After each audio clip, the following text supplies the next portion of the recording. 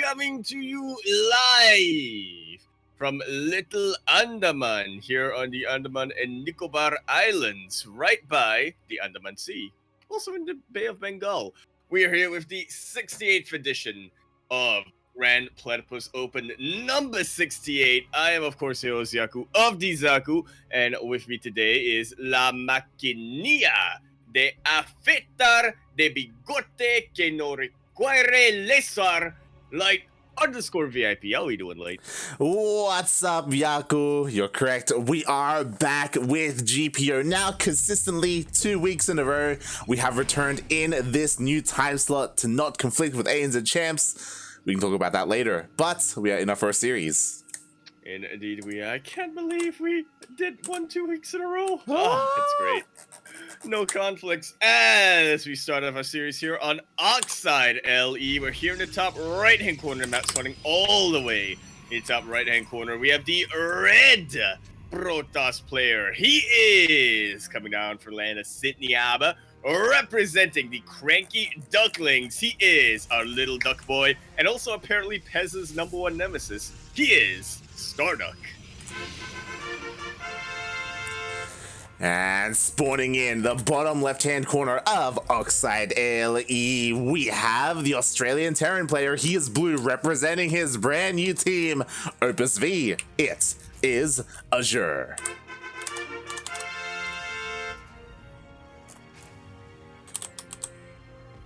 Man, I'm so glad that we have at least some players from the sort of ANZ region signing up today. Exclamation mark Funada Kuro for pitting up both ANZ players against each other in the first round. Feels bad, man. Well, it gives us a nice little bit of a sneak peek, I suppose, to the upcoming weekend, which of course is where I think most of these Australian and New Zealand players are going to be focusing a lot of their preparation on. Yeah, it's one of those things where, like, I feel a little bit awkward, like, pestering or, like, poking these ANZ players to sign up for GPO, because I know that they're focusing on ANZ champs, and ANZ champs is important for them, so, like, I don't really want to, like, I don't know if it's, like, a bother for them to sign up for these. Obviously not for these two players. Massive shout out to StarDuck and Azure. They've been regulars for a long time. Absolutely. I mean, the two players who I wouldn't necessarily say they have the record of signups, and in fact, they definitely don't, but I want to say that at least in 2020, StarDuck definitely did, and in 2019, Azure definitely did. Oh yeah, they each had their year, and it's great to see them facing off against each other. I'm really excited. I don't really know how this is gonna go. Obviously, we have our favorite. Another interesting thing is that these guys don't really have to hold back because they are in different groups in ANZ champs. Like they don't have to save each other for later on in the month. Oh, I was actually thinking about that, and I would definitely agree with you on the case of Azure. He doesn't need to hold back. They are in different groups, and most importantly, Azure doesn't have any Protoss players. Yeah. StarDuck, though, he doesn't have to hold back too much, but at the same time, he might want to be a little bit careful as to what he reveals tonight, because there are still plenty of Terran players ahead of him in this group. Exactly. This weekend, actually, StarDuck, he's gonna go up against Hut. He's also gonna go up against Runamug. So I mean, he's gonna be eventually he's going up against Piglet. It's like, exactly. Oh god. And the big three. And this Adept, is it gonna go down to SEVs? It actually will. Oh, that was blocked off. A bit of mismicro there, but at the same time, another Adept does get into the main base as well. Like Azure, he's struggling to deal with this. A Mule does get picked off. Yeah, Mule and those two SCVs earlier on. A little unfortunate losing that depth like that, but in the end, it's still technically a more efficient trade to StarDuck. Yeah, if you look at the units lost, one Adept for 2 SCVs, a Reaper, a Marine, and a Mule. Like, it's not too bad at all. And that Mule is so valuable, they can't even calculate the cost. Exactly, it's just too much. It'd break the graph. Like, my numbers don't go up that high. I was actually talking to StarDuck before the tournament started, though, and honestly, he's feeling really confident about his PvT. And I mean, we saw how he did last week in GPO against Runamuk, and how dominant StarDuck was looking there, and how one-sided that series was. Now he's up here against Azure, a much stronger player, bearing in mind that in ANZ champs, Azure even beat Seether, but now he's up against a Protoss. I hope he wouldn't remind me of that and all my missed channel points not. But yes, Azure is at the top of his group right now. 3 series, 1 0 series dropped. Tim in Group B and Probe in Group A. Mm-hmm. Yeah. Oh boy.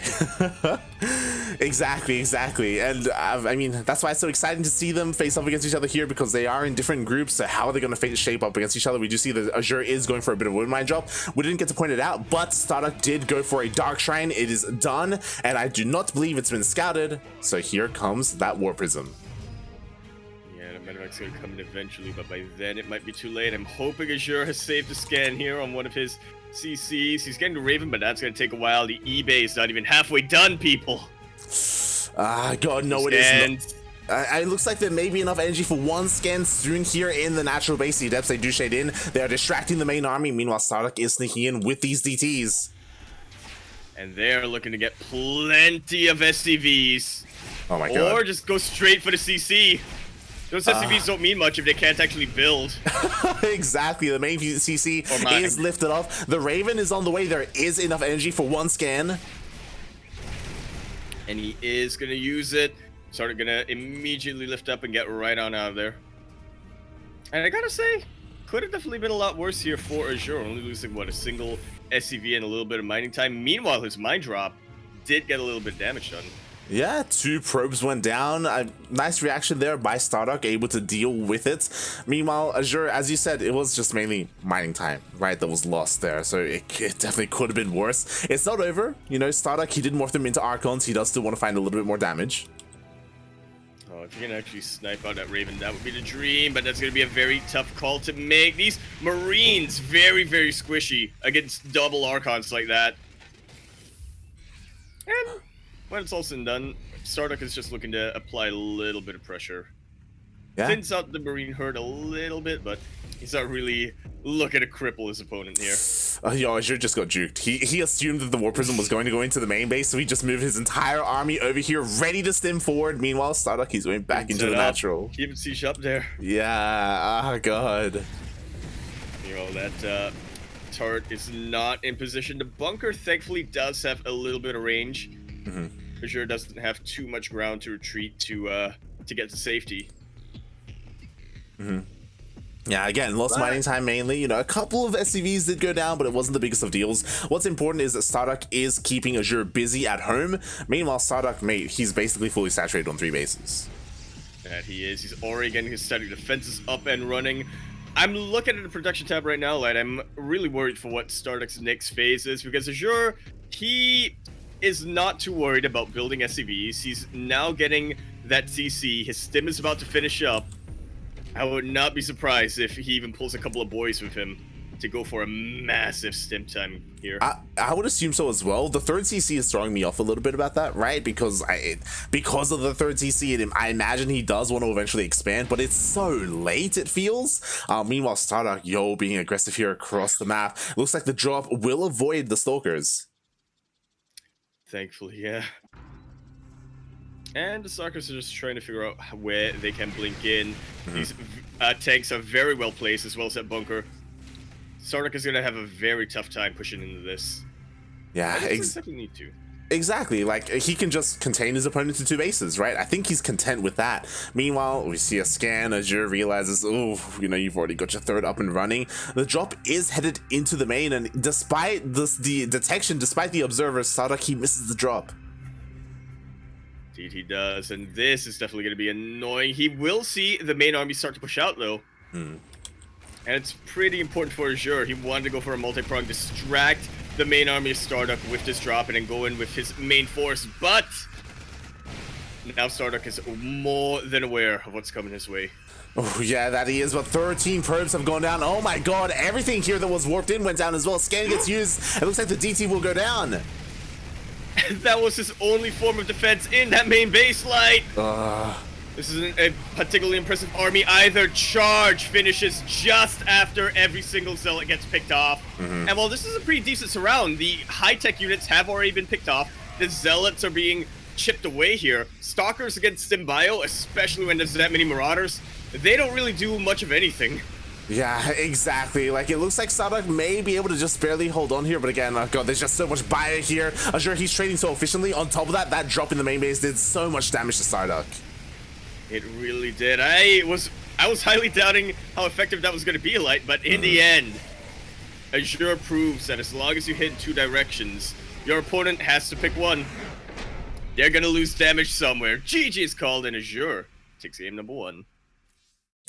Oof, GG, and it's so unfortunate. StarDuck, he had 2 observers even outside his main base, but he just wasn't hugging that edge of the map, and that drop going into the main, that it did feel like that was the game-winning move there for Azure. It absolutely was. Part of me has to wonder how that game would have played out if StarDuck actually didn't realize the main army was coming his way. If he did pull enough units to deal with that drop and then go back and deal with the main army and then go back to deal with the main army, maybe things would have worked out a little bit different. I mean, if we notice, I'm just catching it on stream right now, StarDuck actually postured away from static defense. He tried to sandwich that army far outside range of the shield batteries. Yeah, that wasn't the most ideal position for StarDuck there. He was doing really well up until the point where like that multi-prong came in there. Yeah, for Azure. So Azure does take game number 1 here, and honestly, I like this just because, again, StarDuck has to work on this matchup for the weekend, and this may be a little bit of a wake-up call. It's a bit of a slap, if you will. Like, yo, stop playing Dota. Yo, stop off racing. Stop it. Stop playing Terran. Work on your like, no. I need to get inside the mind of the Terran player. Mate, Do you? I'm a Terran player. I don't know if you want to get in my mind. Oh god, shaking my head, mate.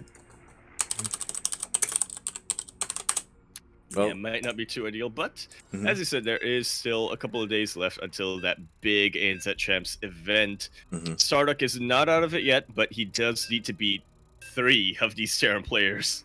Yeah, and to be fair, I would rate Azure as a more difficult Terran player opponent compared to both Runamok and Hut as well. So, you know, this is a bit of a tougher ask for StarDuck, but regardless, this is some good practice for him as we are getting into game 2. Yeah, a year ago, I would have definitely disagreed. I would have said something along the lines of, like, did you see his ESL dare run? Hut just came back and smashed everyone, but we are in a very different year, and Azure has definitely proved that he is taking this very, very, very seriously. But regardless, we are moving on to Lightshade LE. We're here in the bottom right-hand corner map, swinging all the way in the bottom right-hand corner of Lightshade LE. We have the red Protoss player coming down from the Sydney ABBA. He is going to be representing the Cranky Ducklings. And if you watch the VOD of ANZ Champs, or the ANZ Champs is coming down, as he will be casted, he really does live up to his name of Little Duck Boy. He is StarDuck.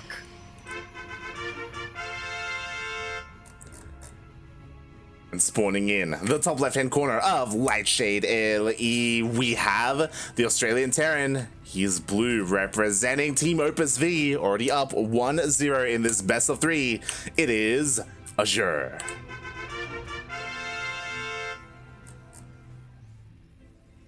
Actually, now that I mention that, like, how are we on getting you in a duck costume in Maynard and Chicken one?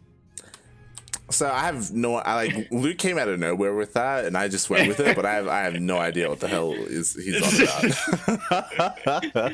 It's what the people want. Is it what the people want? How much channel points is it? I know none of this, none at all. I actually don't think there are channel point redemptions on the ESL site at the moment, or the Twitch channel. But I'm not sure the channel points even exist. I mean, I played the prediction game, and I wasn't allowed to put any in. Yeah. So I don't really know how that's working out right now, but we'll see. I wouldn't be opposed to getting into like a duck Kigurumi or something like that. That sounds amazing. Yeah. It's gonna be on ESL. Duck kangaroo for a second. What? or a platypus one, yeah, but it's gonna be on ESL Australia to like fund that. You know, I'm not gonna get out of my way. You know they're to gonna get a do crew. that. You know they're gonna do that. Oh, yeah. 100%. Mm-hmm. They just need the right people to be aware, and they're like, "Heh, that's a good idea." Oh god. What I will say is that there are definitely plans brewing for ESL Australia when it comes to ANZ champs, and definitely look forward to see what they do, especially when it comes to the playoffs. It's gonna be in the chess match. no, that's not. Something more exciting. But right, speaking of exciting, mate, things are about to pop off. Azure is going for a 3 racks, and he's also getting proxied. Proxy Stargate, no less. One of the last things you want to see when you go for 3 racks like this, depending, of course, when StarDuck comes in with his proxy and when Azure pushes out. The last thing you want is Terran players to be caught in the middle of the map, not at your opponent's base and not at your own base, dealing with, I imagine, oracles, right? I imagine so as well, right? It's not like there's a probe out here ready to throw down shield batteries or anything crazy like that. So once this Oracle comes out, I think the most important thing, obviously there's going to be units that shoot up, so Azure should be okay, but StarDuck should be able to scout the 3 Raxes. That he should. He sees 4 Marines here, and without the Reaper, that's a little bit of a tell. Yeah. So you should definitely start posturing a little bit. Yeah, exactly. Azure, StarDuck, he does get pushed away by the Marines. Meanwhile, the Oracle is on the way. It's about to pop out and go across the map. And we'll see how much damage it gets done. We'll see how much scouting information StarDuck can get. And then he can start to respond to what is coming his way. And hopefully he isn't too greedy and takes another base. Yeah. Uh-oh. You can't tell me what to do. Like, you're not my boss. Well, no, it literally is. Dark's starting to come in, and thankfully Azure is waiting for his stim to finish up before pushing across the map. He will have Marines to deal with this. Oh, very good starter stepping. Is able to take out that Oracle right in the end. Exactly, and I'm worried, mate. I mean, he still hasn't seen the main base. As you were saying, he's only seen Marines, and that should be a tell.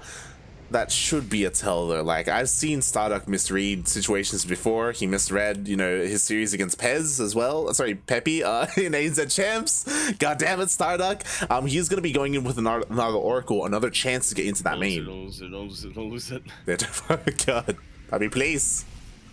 But he is instead going for worker damage immediately, picks off an SCV, and gets a bit of a reveal on these units, but in the end, that is a very poor substitute for a main base scout. As Azure pushes across the map, Stim is about to finish up, +1. Okay, still a ways off, but the important thing is he has Marauders, and I'm liking this a lot. Like, he actually splits up the revealed units from the non-revealed units. I was actually showing that on screen right now, how StarDuck, all he saw were these Marines moving out, and that is it. He did not see the main army whatsoever. Finally, StarDuck does dip in, and he does see the additional Raxes, but is it too late? Because here comes the army. Stim is done, Combat Shield is done, +1 was delayed, as the Eva Chamber was delayed earlier, the eBay, but, mate, I don't think it's enough here. I definitely fear it might be too late. Maybe if StarDuck saw that earlier on, he could have come back with his Oracle earlier, threw down a couple stasis wards, but even this battery overcharge, the shield battery immediately gets popped out. StarDuck may have just enough pulling the boys there to hold, but he's going to lose a lot of workers regardless. Exactly. He is forced to pull the probes, and even though he'll be able to defend here, as you said, he's losing workers, and this is well worth it here for Azure. Gonna hit just like so. Ay. Thankfully, Azure didn't end the game there. I think he could have. there was a world out there where the game would have ended. Thankfully, StarDuck, he did respond, and he wasn't too hesitant to pull the boys to buffer for his units. Otherwise, Azure would have been able to focus down these Stalkers relatively easily. So StarDuck, he holds, and on top of that, he also holds on to his 3rd base. Yeah, I guess Azure didn't notice that. He definitely could have tried to take it out earlier, but that is really keeping StarDuck alive this game. Immediately, despite losing all those workers, thanks to the 3rd base, thanks to that Chrono Boost, he is able to remake them. Already overtakes the worker count. Yeah, exactly. And Blink is about to finish up in a couple of seconds. There aren't any tanks here, but again, there's plenty of bio. Oh god, StarDuck, he's gonna lose all these Stalkers. Yeah, no easy way to blink them out. You can't actually blink them out from that position. StarDuck, there's only one way in and out on Light Shade. Yeah, a bit of a misplay there by StarDuck losing a lot of Stalkers. He does have an eye on the main army though, so he's well aware of that at least. Azure is literally 5 times the army supply right now. I noticed. Oh yeah. Just waiting for those medevacs to come out, and then it's round 2. StarDuck has a lot of catching up to do. He is catching up though, like Charge is on the way, +1 is on the way as well, so he will have a decent army. The important part is that he needs to scout when the army moves out. You know, he needs to know when he needs to throw down shield batteries. He needs to not lose that Oracle, and thankfully he doesn't. But it will have to recharge some energy to get that Revelation up once again.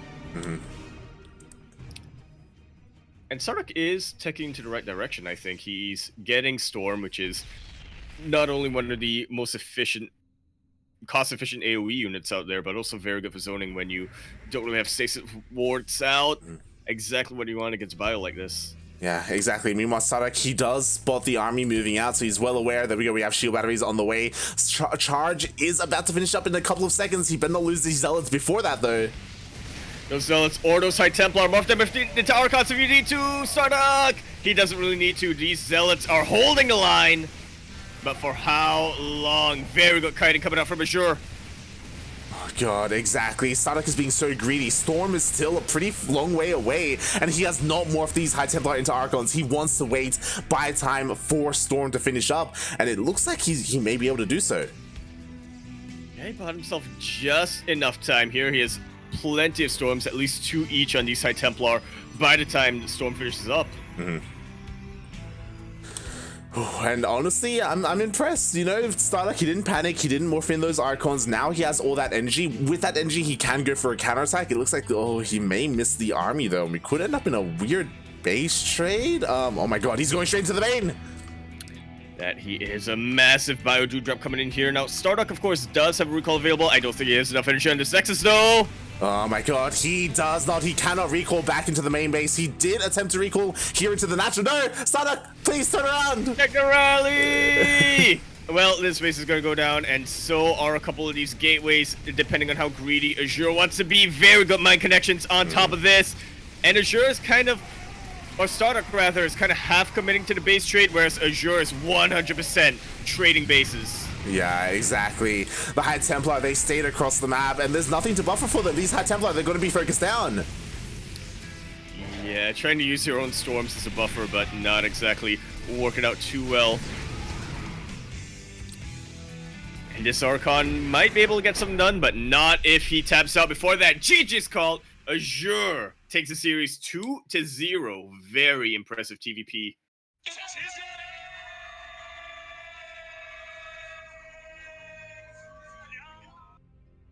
Wow.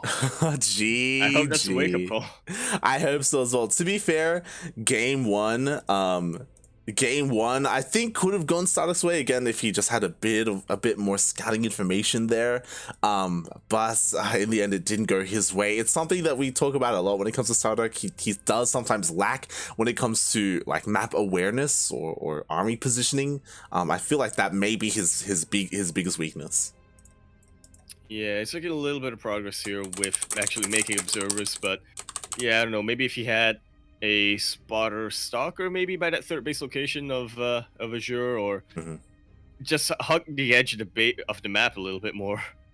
Yeah, I mean, that's basically the tale of both games there for StarDuck, right? Like game one, he missed a drop into his main base. Game two, he missed a drop into his main base. Yeah, spotter pylons, man. Yeah, whether it's pylons, very valuable. Yeah, like maybe sentries for hallucinated scouts as well, being a little bit more active with your oracle, with your tags, things of that nature. Like, yeah, without that valuable information, you don't know where the army is, and you know, suddenly there's a drop in your main and GG gets called, you know.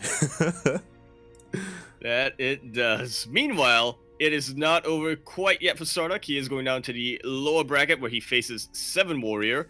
Azure, meanwhile, he is going up into his favorite matchup. We don't quite know who his opponent is going to be, but it could be his favorite opponent, and it's looking most likely he's going to go up against his favorite opponent of all time, Go Joey. Or Nameless Techno.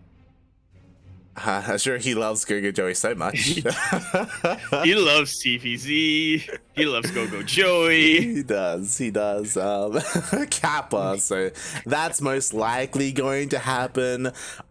Meanwhile, we have a decision to make. We could wait for a series to open up, I don't think or Dark Void did just take down 7 Warrior, and he will be going up against me and Micah.